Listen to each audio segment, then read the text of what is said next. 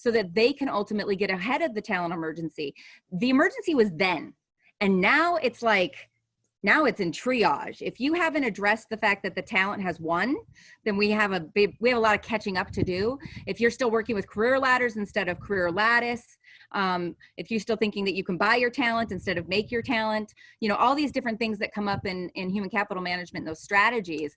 I think the talent emergency was more of an emergency, not just for businesses of all sizes, both large and small, but those companies that really weren't changing rapidly the way that they needed to understand the demand of the future and the lack of skills gaps that we were having among different industries across our country. And so it wasn't just a business proposition for me to say, here's the talent emergency and here's what you do about it. And you didn't even have to be very bright in terms of a statistician or know all the metrics and the numbers. I mean, you can do simple math with quantity of population and you'll just know whether there's an emergency. Welcome to the RockstarsRocking podcast, powered by Voluntary Disruption, a show dedicated to people who are crushing their business and life goals. These are bite-sized conversations with leading rock stars in their respective industry who are pumped to share their story to help drive you to the next level. So, are you ready to rock? Speaking of rock stars, here's your host, Eric Silverman.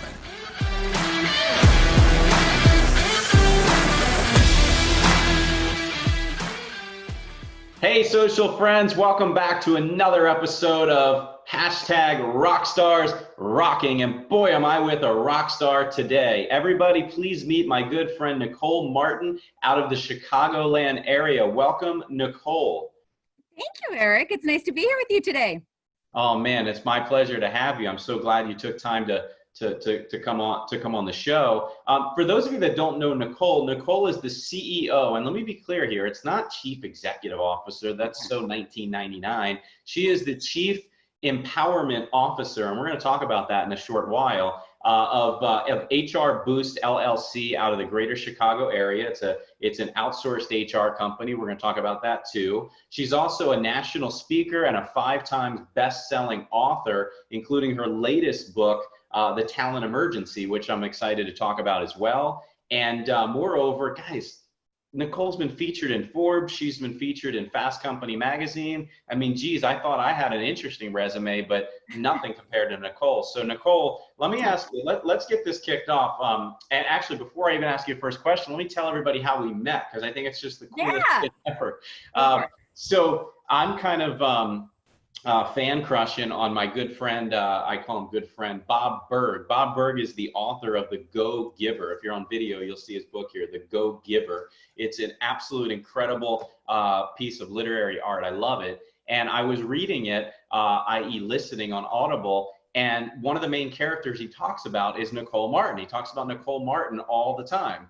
So I literally, kid you not, I message Nicole Martin on LinkedIn, just thinking and assuming it's got to be the Nicole Martin. I had no idea it's a fictional character. Thanks, Bob, for telling me later. And Nicole responded, and we created this quick relationship. We chatted on the phone. Coincidentally, we happen to be in similar parallel industries. What are the odds, Nicole? Can you believe that?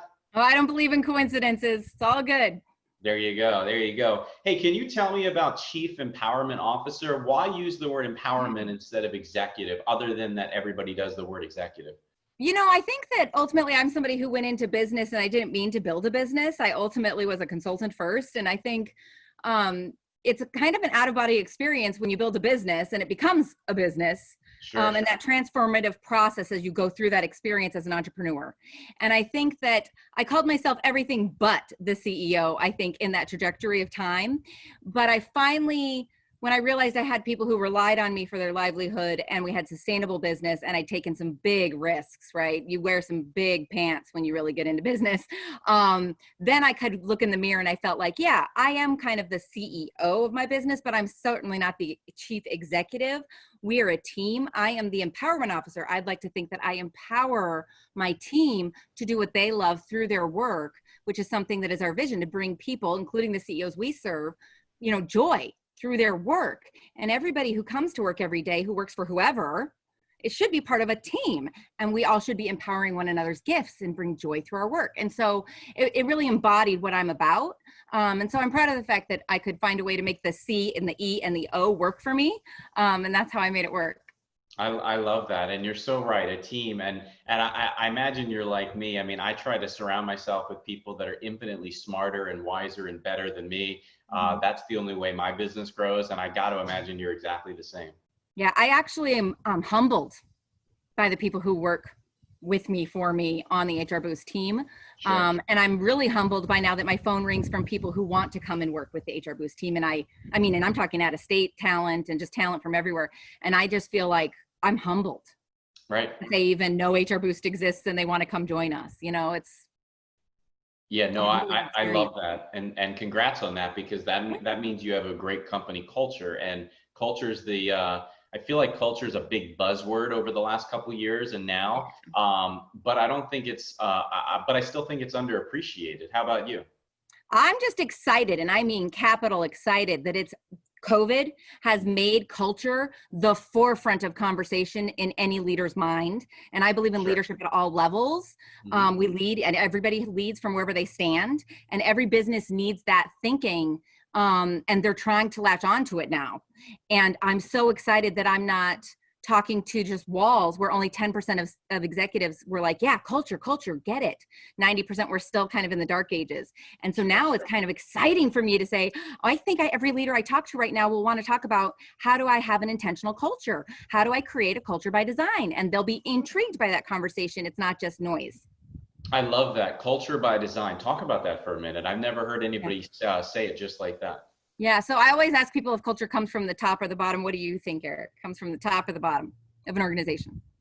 Oh, geez, I'm going to probably get it wrong, but I think culture comes from the bottom, because I believe that, frankly, it has to, because you can't just have one single-minded leader do everything. It's got to be a team approach. Yes, and there's so much truth. You're really right on either sides, because it belongs to both sides of an organization. And whoever is at the helm of the organization has to put out an invitation, and ultimately they do. They always put out an invitation, whether they think they put out an invitation or not. They have invited you to join them. And sometimes it's an invitation they intended, and you want to be at that party, and other times there's an intention they didn't even realize they wrote. And I think that that's the danger at the top. The bottom, like you speak of, the organizational whole as the people, yes, when you invite people into a room and you don't tell them what the protocol is or what is expected or who we are, people will be who they want to be, and they show up. And the strongest personalities in the room sometimes end up being the culture by default. And if nobody actually comes along and says, hey, no, that's not the culture we want here, or this is what it is based on who's hired, promoted, or fired, or walks out the door, that's culture by default. And then that you can only change that with an invitation that's intentional, to create the invitation by design. And then it takes all the people in that organization to make it be lived. No, that's spot on accurate. I never thought about it that way in so much detail, but I like that. Thank you for sharing that. That's fun. Let me ask you about HRBoost, right? HRBoost, I use the term just generically outsourced HR, but I've talked to you so many times, and I've been to your site and I've researched. You do a lot more than just outsourced HR. Can you expand on that? I love that you say that. You do a lot more. Sometimes I sit with CEOs and we'll have an introductory conversation and they're like, Nicole, that's not HR, that's strategy. I'm like, no, that's HR as I know it. And so ultimately HR outsourcing is kind of a big thing. It's mostly acquainted or known as like professional employment organizations or PEOs, but we're something different. We're a shared service organization, which is much more modeled from big business. If you go to Kraft or Grainger or Walgreens or anything in my backyard in Chicago, they have shared services in-house for HR. And so what that means is we give a dedicated team essentially to people. And I embed talent in businesses also, because I believe that we're in the people business. It's not software as a service or a 1-800 number. Sure. They're humans with hearts that you can contact and that you learn to trust, and they can advocate with you or coach you. And so I think you have to have that human touch, and it can't just be, as much as I like virtual and we're virtual right now, and you can totally do so much more with virtual, at some point we have to be personal. Yeah, no, I love that. And it's so true. And I can't imagine, going back to the way that we used to do things. And I'm all about embracing change. So it's great to hear you say how you understand, of course, you can do so much with Zoom. Maybe talk about that a little bit. I mean, open enrollment season is upon us. You're helping so many companies with human resource initiatives. And I got to imagine that the benefits open enrollment is a hot topic to be, if not already. And what's your thought on that? And moreover, what's going to happen next year? Yeah. Well, and I just think, what's happening right now from an HR standpoint, and especially with benefits in your mind and kind of what's ahead of you, I think is this big shift to like mental health in the workplace. And a lot of people are very concerned about the other crisis, which is mental health right now. And that's something that's kind of always been like, I don't know, you know it from an ancillary side, like an employee assistance program, which I advocate for. I think EAPs are great, but they've also kind of become those last chance programs, or for, marriage therapy or something else that's kind of still outside of the business. It never has really come so far as like what I have in HRBoost, which are chaplains in the workplace, health care in the workplace. I think this is something that's really hot right now in back rooms, and very soon, which I'm excited about, mental health hopefully won't be taboo. We'll be talking about it in your open enrollments, for example, on ways we can address this and help people with that care advocacy. And so I think that's something that's really hot and happening right now. And people are looking for other benefits to just help their employees save money, different ways to help them with the situation. Families have moved in together right now, especially if they've wanted to protect their families or take care of their elders. And so there's new kind of affinity groups popping up in some best and brightest companies, people I affiliate with, that are having maybe parenting groups or parenting advocacy and things like that, strategies for parenting and caring for your children amidst, all this chaos. And then also the situation of the elder care, not elder care necessarily where you're outsourcing it, which is something that long-term care and all these other policies that you're familiar with have evolved, but really how can we live and support and be the caregivers all in the same home? Yeah. And that's something that's really a hot topic right now, because a lot of people are living that way right now to keep their families safe and close. I'm so glad to hear you talk about the mental health aspect. And, I live with a mental health professional. My wife, that's awesome. My wife is a licensed clinical social worker, master's degree. She's a psychotherapist, and she tells me, and she tells our kids all the time, she's never been busier. Her schedule books up the second she tells her assistant to put more opportunity on the schedule for new patients and existing patients.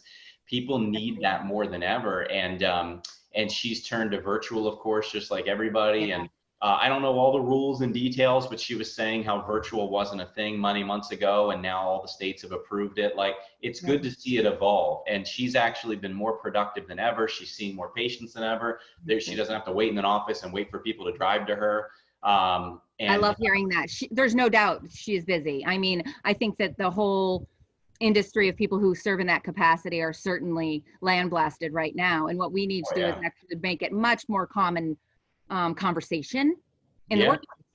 I feel like mental health is still a big taboo topic people don't want to talk about. It's like that elephant in the room, and it can't be, and it shouldn't be. Like so many other great topics, but the reality is this one just hits really home to me, and it certainly hits home to employees. Let's face it, the employee of the business is the end user, the consumer, the whole reason you and I are working anyway.